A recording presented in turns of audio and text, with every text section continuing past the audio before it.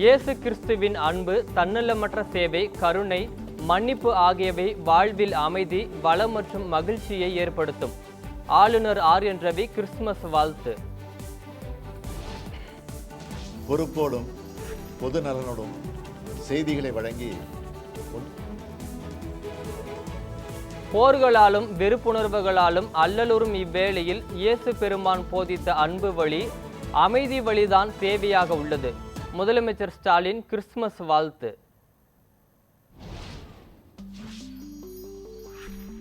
2025-26 நிதியாண்டிற்கான மத்திய வரவு செலவு திட்டம் குறித்து பொருளாதார வல்லுநர்களுடன் பிரதமர் மோடி ஆலோசனை.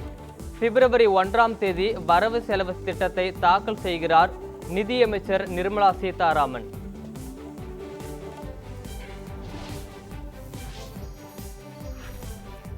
விலைவாசி உயர்வை கட்டுப்படுத்தாமல் மத்திய அரசு கும்பகர்ணன் போல் உறங்குகிறது.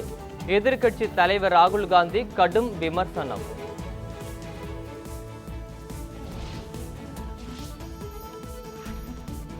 வரும் 27ஆம் தேதி தமிழகம் வருகிறார் உள்துறை அமைச்சர் அமித்ஷா. திருவண்ணாமலையில் கட்சி நிகழ்ச்சியில் பங்கேற்கிறார். அண்ணாமலையாரை தரிசனம் செய்யவும் திட்டம்.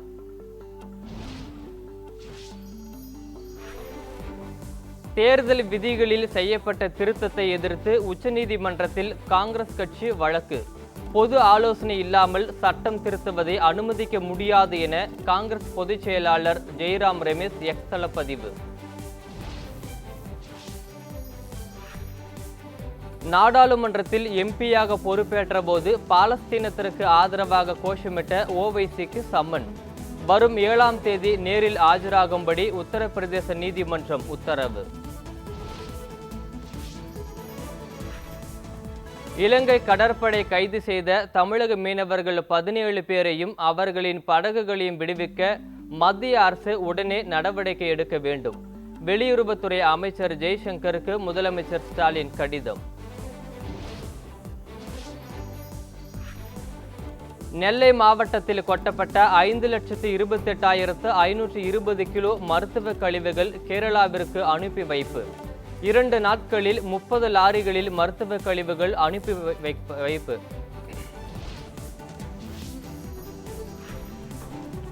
அரை நூற்றாண்டாக திராவிட கட்சிகள் ஆண்டாலும் ஆணவ கொலைகள் தொடர்வதாக கே. பாலகிருஷ்ணன் வேதனை.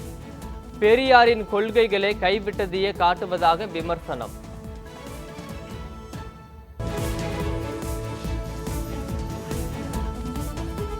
கல்வி தரத்தை உயர்த்தவே ஆல்பாஸ் திட்டம் ரத்து. ஆல்பாஸ் திட்டம் ரத்து செய்யப்பட்டதாக கேரளா, ஆந்திரா, தெலுங்கானா மாநிலங்களில் கல்வித்தரம் உயர்ந்துள்ளது என பாஜக மாநில தலைவர் அண்ணாமலை பேட்டி.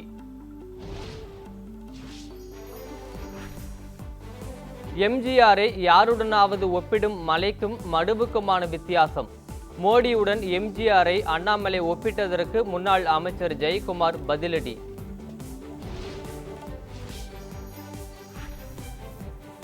தமிழ்நாடு முழுவதும் அரசை கண்டித்து பாமகவினர் போராட்டம். வன்னியர்களுக்கு 10.5% உள் இடஒதுக்கீட்டை தமிழக அரசு வழங்க கோரி ஆர்ப்பாட்டம். அமைச்சர் துரைமுருகனுக்கு துணை முதலமைச்சர் பதவி வழங்காதது ஏன்? பாமக தலைவர் அன்புமணி ராமதாஸ் கேள்வி. 2026 தேர்தலில் எடப்பாடி பழனிசாமியை முதலமைச்சர் வேட்பாளராக ஏற்றுக்கொள்ளும் கட்சிகளுடன் மட்டுமே கூட்டணி. மதுரையில் முன்னாள் அமைச்சர் செல்லூர் ராஜு பேட்டி. ஜாஃபர் சாதிக் போதைப் பொருள் கடத்தல் வழக்கில் விசாரணை அதிகாரி ஞானேஸ்வர் சிங் மாற்றம். ஞானேஸ்வர் சிங் மீது குற்றச்சாட்டுகள் எழுந்த நிலையில் மத்திய உள்துறை அமைச்சகம் நடவடிக்கை. போதைப் பொருள் வழக்கில் கைது செய்யப்பட்ட நடிகர் மன்சூர் அலிகான் மகன் ஜாமீன் கோரிய மனு மீதான விசாரணை வரும் 26ஆம் தேதிக்கு தள்ளி வைப்பு. சென்னை போதைப் பொருள் தடுப்பு நீதிமன்றம் உத்தரவு. விருதுநகர் மாவட்டம் வெம்பக்கோட்டை 3ஆம் கட்ட அகழாய்வில் அலங்கரிக்கப்பட்ட சங்கு வளையல்கள் கண்டெடுப்பு. முன்னோர்கள் கலைநயமிக்க அணிகளை பயன்படுத்தியது தெரியவந்தது.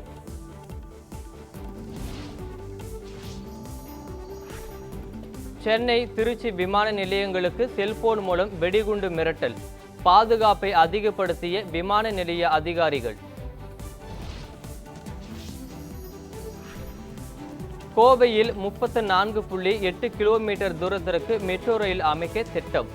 ஜனவரியில் ஆரம்ப கட்ட பணிகளை தொடங்க உள்ளதாக சென்னை மெட்ரோ ரயில் மேலாண்மை இயக்குனர் தகவல். நீலக்குடி கடற்கரை திட்டத்தை எதிர்த்து சென்னை நொச்சிக்குப்பத்தில் பொதுமக்கள் சாலை மறியல், படகுகள் அப்புறப்படுத்தப்படும் என சென்னை மாநகர ஆணையர் குமரகுருபரர் தெரிவித்திருந்த நிலையில் ஆர்ப்பாட்டம்.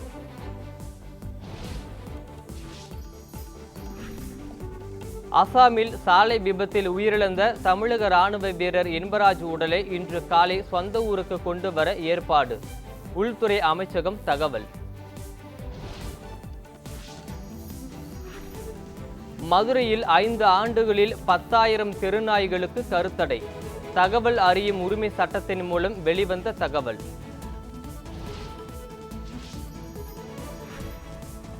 அல்லு அர்ஜுனின் பாதுகாவலர் அந்தோணி கைது, ரசிகர்களை தள்ளியதே தள்ளுமுள்ளு ஏற்பட்டதற்கு காரணம் என குற்றச்சாட்டு.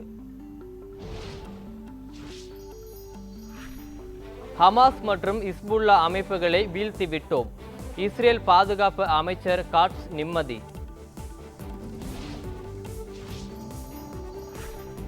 ரஷ்யாவில் அரிசி ஏற்றுமதிக்கான தடை 6 மாதங்களுக்கு நீட்டிப்பு.